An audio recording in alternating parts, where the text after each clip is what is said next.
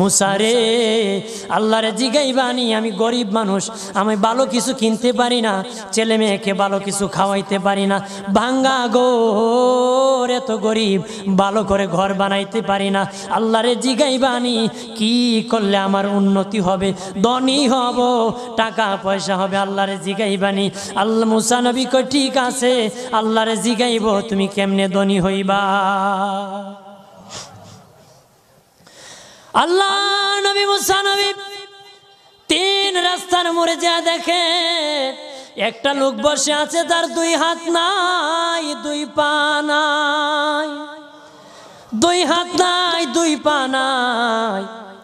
ওই লোক ডাক দিয়া কয়, মুসা রে, জীবনে কোনোদিন নিজে হাঁটতে পারি নাই, নিজ হাতে খেতে পারি নাই, কেউ খাওয়াইলে খাই, নতুবা উপবাস থাকি, বৃষ্টি আসলে ভিজি, সেখানে